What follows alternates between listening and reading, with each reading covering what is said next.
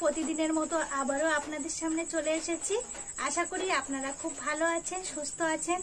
আজ ভাবলাম সম্পূর্ণ ঘরোয়াভাবে সাদামাটা দুটি রেসিপি আপনাদের সঙ্গে শেয়ার করব। আশা করি আপনাদের খুব ভালো লাগবে। আজ নদীর কাঁকড়া দিয়ে কচু শাক রান্না করব। সময় কিন্তু সুন্দরবনে প্রচুর পরিমাণে কেওড়া হয়, এই কেওড়া দিয়ে কেওড়ার চাটনি বানাবো। পুরো ভিডিওটা স্কিপ না করে প্রথম থেকে দেখবেন, আশা করি খুব ভালো লাগবে। আর এই সময় কিন্তু নদীর কাঁকড়া দিয়ে কচু শাক খেতে অসাধারণ টেস্ট হবে, আর তার সাথে কিন্তু গরম গরম কেওড়ার চাটনি। তাহলে চলুন কিভাবে আজ কেওড়ার চাটনি বানাচ্ছি, মুখরোচক আর লোভনীয় কেওড়ার চাটনি।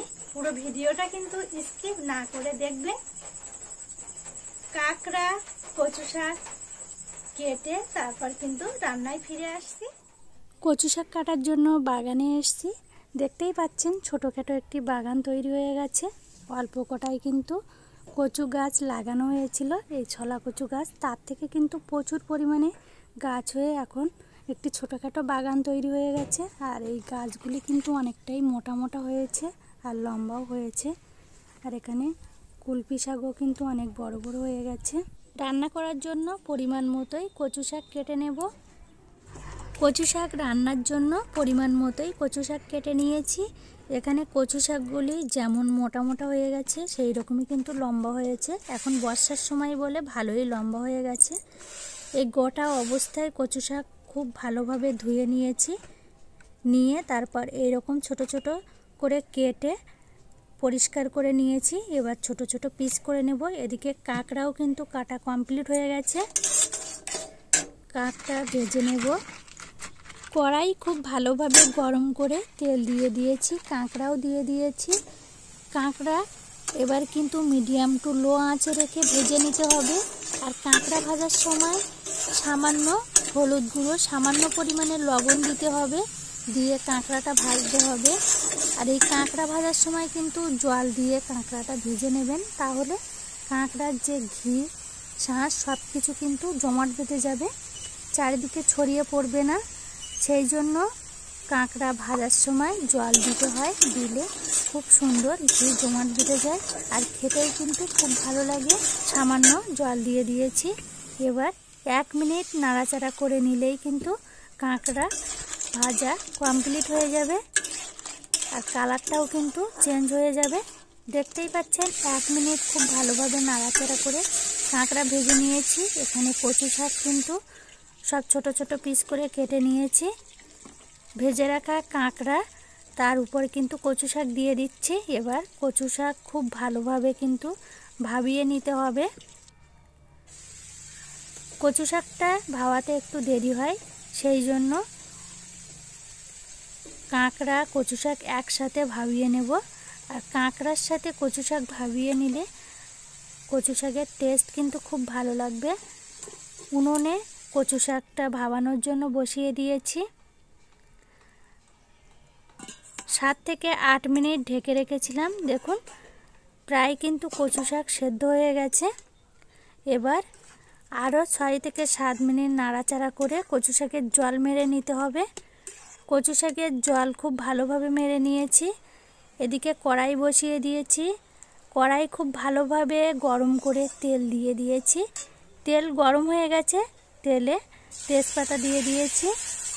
তেজপাতা দিয়ে শুকনো লঙ্কা, তেজপাতা শুকনো লঙ্কা ভালোভাবে ভেজে নিয়েছি। একটি পেঁয়াজ কুচি দিয়ে দিয়েছি, 4 থেকে 5টি রসুন থেতো করে দিয়ে দিয়েছি, 5 থেকে 6টি কাঁচা লঙ্কা কেটে দিয়েছি। খুব ভালোভাবে মশলা রেডি করে নিতে হবে।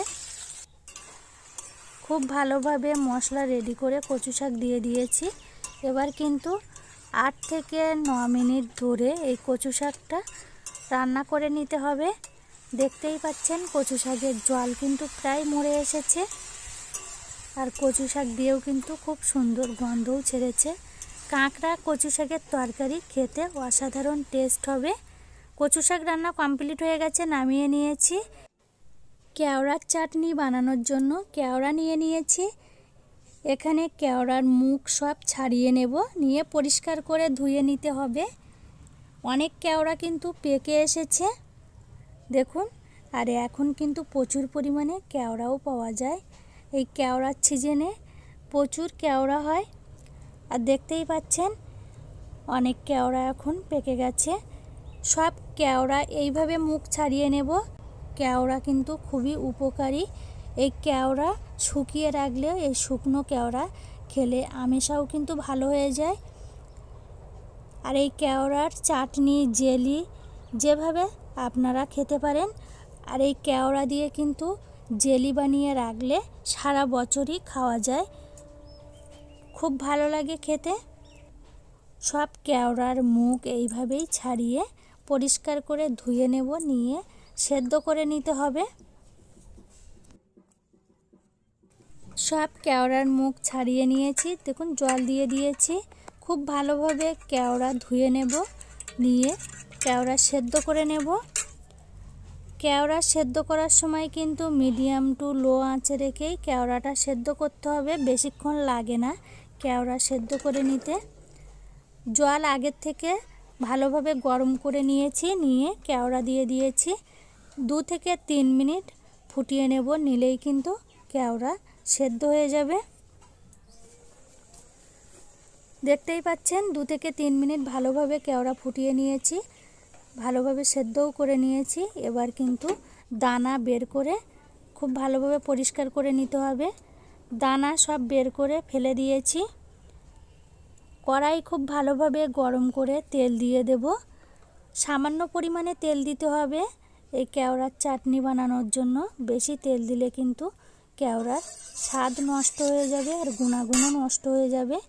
খুব ভালোভাবে গরম করে, তেলও গরম হয়ে গেছে আর কড়াইয়ের চারিদিকে লাগিয়ে নিয়েছি। একটি শুকনো লঙ্কা দিয়ে দিয়েছি, শুকনো লঙ্কাও কিন্তু ভাজা কমপ্লিট হয়ে গেছে। 5 ফোড়ন দিয়ে দিয়েছি, আপনারা চাইলে 5 ফোড়নের বদলে সরিষা দিতে পারেন। আমি সরিষা নেই বলে 5 ফোড়নই দিয়েছি। সামান্য একটু হলুদ গুঁড়ো, সামান্য একটু লবণ দিয়ে দিয়েছি। খুব ভালোভাবে লঙ্কা ভেজে নিয়েছি। আর দেখতেই পাচ্ছেন সামান্য একটু তেল দিয়েছি। বের করে রাখা কেওড়ার জুস দিয়ে দেব। এবার 4 থেকে 5 মিনিট ফুটিয়ে নিলেই কিন্তু কেওড়ার চাটনি কমপ্লিট হয়ে যাবে। দেখতেই পাচ্ছেন কেওড়ার চাটনি কিন্তু কালার চেঞ্জ হয়ে গেছে। আপনারা চাইলে চিনি দিতে পারেন, গুঁড়ো দিতে পারেন। পরিমাণ মতো মিষ্টি দিয়ে দিচ্ছি। আপনারা যে যেমন মিষ্টি পছন্দ করেন সেই রকমই মিষ্টি দেবেন। আমি একটু টক ঝাল মিষ্টি করব, সেই জন্য পরিমাণ মতোই দিয়েছি। 5 থেকে 6 মিনিট খুব ভালোভাবে ফুটিয়ে নিয়েছি। কেওড়ার চাটনি কিন্তু রেডি হয়ে গেছে। আর এই চাটনি দিয়েও কিন্তু খুব সুন্দর গন্ধ ছেড়েছে। টক ঝাল মিষ্টি লোভনীয় এই কেওড়ার চাটনি যেমন উপকার সেই রকমই কিন্তু ভালো টেস্ট হয়। দেখুন কেওড়ার চাটনি, কচু শাক দিয়ে কাঁকড়া সব রান্না কমপ্লিট হয়ে গেছে। এতক্ষণ আপনারা দেখলেন আমি কিন্তু সবসময় ঘরোয়াভাবে সাদামাটা কম মশলাপাতি আর কম তেল দিয়েই সব কিছু রান্নাবান্না করার চেষ্টা করি। আর এই রান্না কিন্তু শরীরের পক্ষে খুবই ভালো।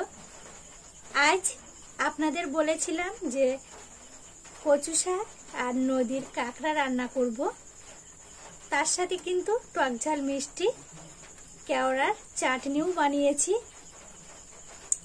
আজ এই খুবই সাদামাটা দুটি রেসিপি আপনাদের সঙ্গে শেয়ার করলাম। প্রথম থেকে শেষ পর্যন্ত ভালো লাগলে অবশ্যই লাইক শেয়ার করবেন, প্লিজ চ্যানেলটি সাবস্ক্রাইব করবেন। আপনাদের সাপোর্ট ভালোবাসা পেলে এই রকম গ্রাম বাংলার সাদামাটা রেসিপি আপনাদের সঙ্গে শেয়ার করতে পারবো। আর আমি কিন্তু প্রায় ঘরে যেসব রান্নাবান্না করি, ঘরোয়া রান্না, সেইগুলিই কিন্তু আপনাদের সঙ্গে শেয়ার করার চেষ্টা করি। আপনারা আমাকে ভালোবাসলে আর আমার পাশে থাকলে অবশ্যই আমি চ্যানেলটি এগিয়ে নিয়ে যেতে পারবো। আর আপনাদের এই রকম গ্রাম বাংলার সাদামাটা খুবই স্বাস্থ্যকর রেসিপি আপনাদের সঙ্গে শেয়ার করতে পারবো। আবার ফিরে আসবো এই গ্রাম বাংলার নতুন কোনো সাদামাটা রেসিপি নিয়ে। ততক্ষণ কিন্তু আমার সাথে থাকতে হবে। আমার চ্যানেলে এখনো যারা নতুন বন্ধু আছেন তাড়াতাড়ি চ্যানেলটি সাবস্ক্রাইব করে পাশে থাকা বেল আইকনটি ক্লিক করুন, তাহলে নতুন নতুন ভিডিও এই গ্রাম বাংলার সাদামাটা রেসিপি আপনাদের কাছে সর্বপ্রথম পৌঁছে যাবে। আশা করি আপনাদের খুব ভালো লাগবে। আবার ফিরে আসব এই গ্রাম বাংলার খুব সহজে সাদামাটা ঘরোয়া রেসিপি নিয়ে। ততক্ষণ সকলে ভালো থাকবেন, সুস্থ থাকবেন। টাটা।